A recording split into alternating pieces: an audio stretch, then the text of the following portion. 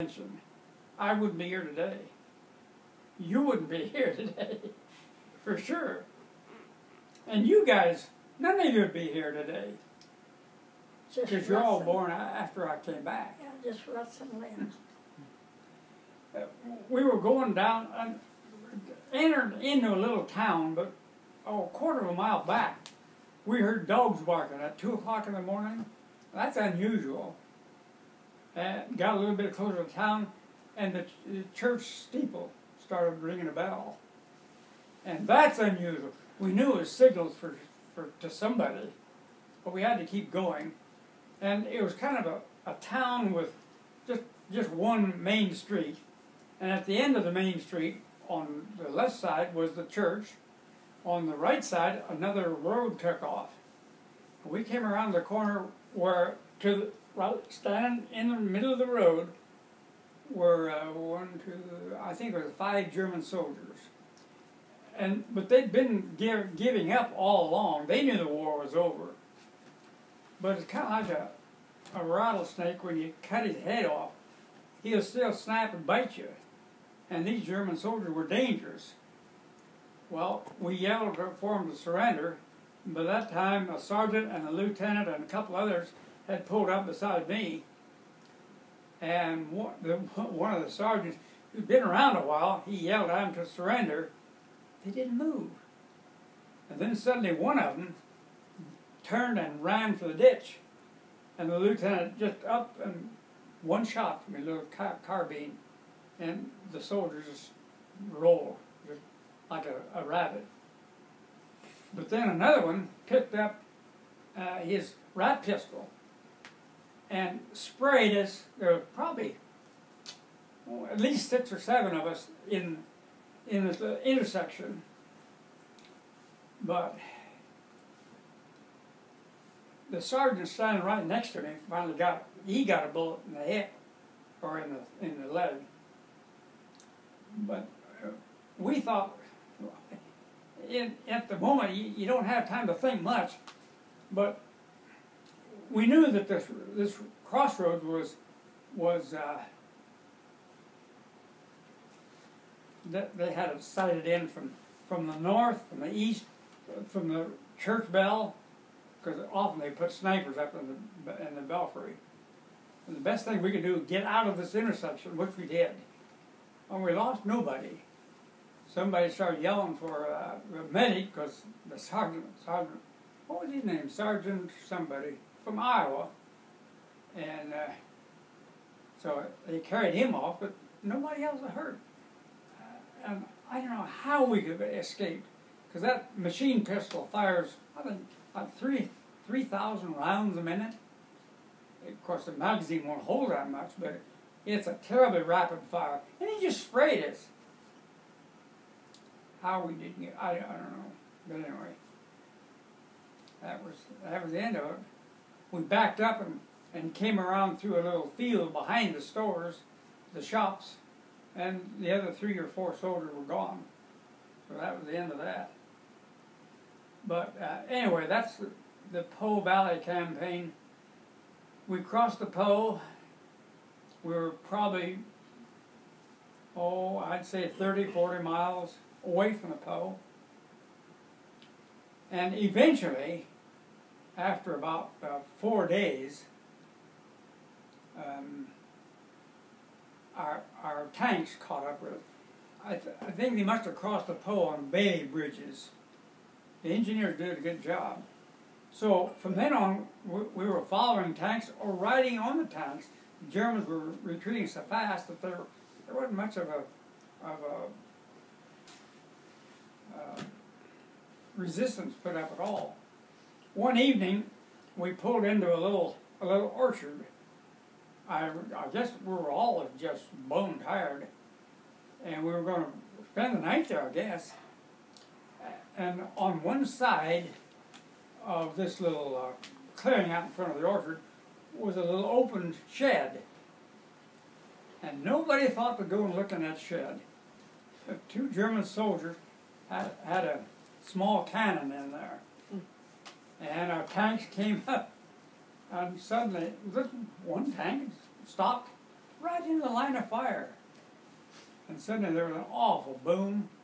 There was a direct shot, direct hit, and that tank burst into flames. And the tank driver and the gunner and who else, I think there were a four-man crew, and they all boiled out, blood streaming, but they didn't get killed. Amazing, then something else that I guess I should mention.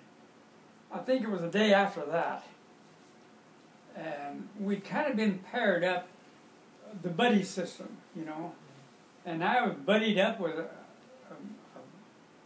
a short, kind of a squat Mexican from Arizona or New Mexico.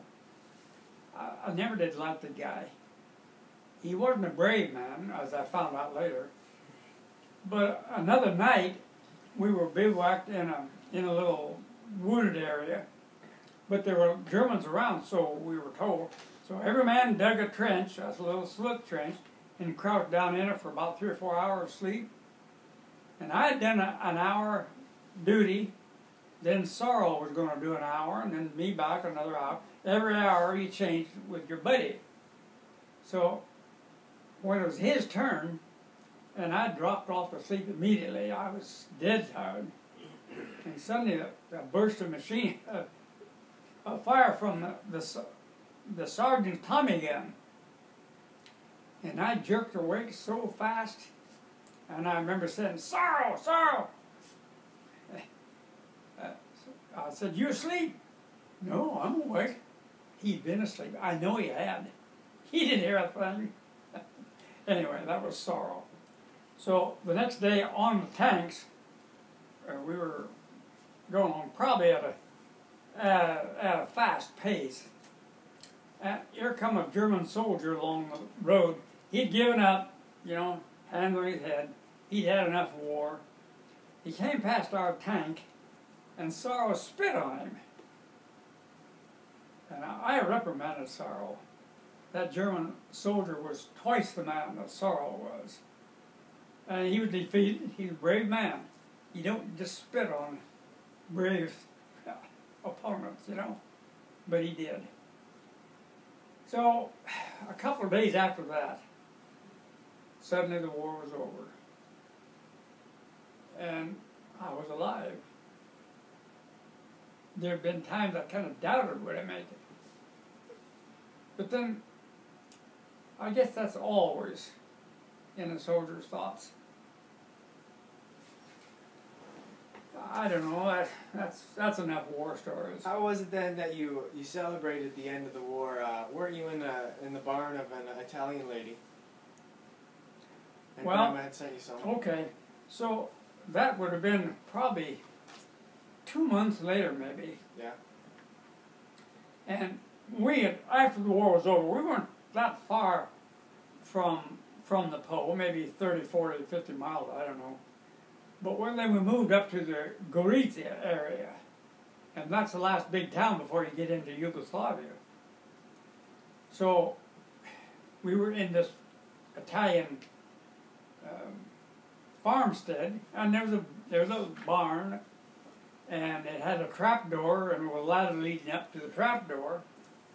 And I was upstairs writing a letter to my dear wife. I don't know what I was doing. It was in the middle of the afternoon. And suddenly somebody said, "The mail truck's here." So I was getting ready to go down and see if I got a letter. She wrote every day, she said. I didn't get them every day, but most every day. Every day but Saturday, because no mail went out on Sunday. Well, anyway, suddenly a soldier stuck his head up through the trap door. It was my best friend, Harry Yuska, the one who was carried off with blinded. The one that you thought was dead, right? Yep. And he was alive. I was so glad to see Harry. Actually, he came from a town of Tama up here in Iowa, and later, years later, went up and pheasant hunted on his farm, his dad's farm. But you do, you lose friendships. And another kind of interesting thing happened. But didn't Grandma send you some soups or something? What? Didn't Grandma send you some soups? Some sweet. On the mail truck. Food. Oh, she does. Yeah, I did. Every once in a while. Did the Italian lady give you some of her twigs so you could make the soup? No. One of the things Ruth had sent was a little packet of dried Lipton soup. Yeah. Okay. So we decided, kind of a celebration. Our squad was all right there, and we decided to have a little party. And I had contributed the soup, and somebody else contributed that, and the other. And the Italian lady we asked her to make the soup with the Lipton packet. And you know, wood is pretty scarce over there. And here she and her daughter was probably 14. They broke up enough little sticks to heat the water to pour the soup in. Just enough sticks to bring the soup to not a boil, but hot enough to drink.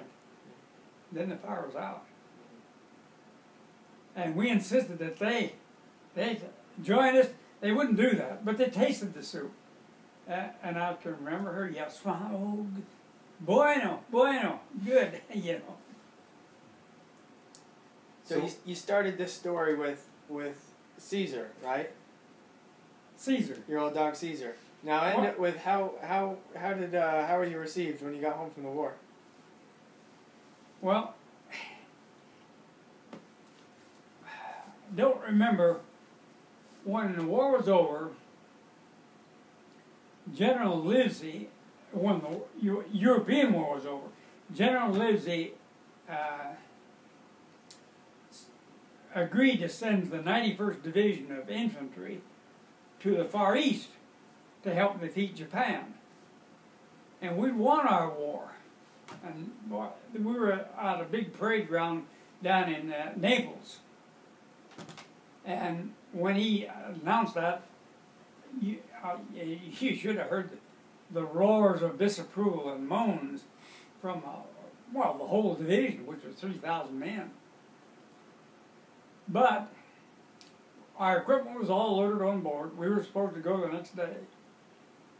And then the atomic bomb was dropped, the first one. And so they delayed our boarding a day. Then the second one was dropped, and the war was over. So what are you going to do with it? You already got, I don't know how many divisions of soldiers and troops in the European theater. Our equipment was all loaded. They just sent us home. So once we got home, we got a 2-week extension, a 2-week furlough, and then a 1-week extension, which made 3 weeks. And I don't remember if it was that time or later, August. I was discharged on the 15th of November down in Alabama. Whichever one it was, I phoned Ivan, Ruth's brother, and asked him to meet me at the Burlington bus depot, I guess, which he did, and let me out at the road. Because I said I want to surprise Ruth. She didn't know I was coming. But old Caesar was still there. And when he saw a shadowy figure coming across the lawn, he went berserk. And he was barking and growling and putting all kind of terrors into whoever it was. And just before, he didn't get close enough to bite. I even stomped at him a couple of times, and he retreated fast. He hadn't a clue who I was until I said, "Caesar." He knew my voice, and suddenly he almost leaped at me in joy, growled and barked and tore in circles, all of this thing just because he was so thrilled that his old master came home. Yeah. Of course, Ruth was glad I came home too, but Yeah, she wouldn't run in circles though. She couldn't. I couldn't shake her loose. I don't know if she'd been homesick or not, but if you have, it's the worst thing can happen to you. I was homesick all the time. So So I'd move from one place to another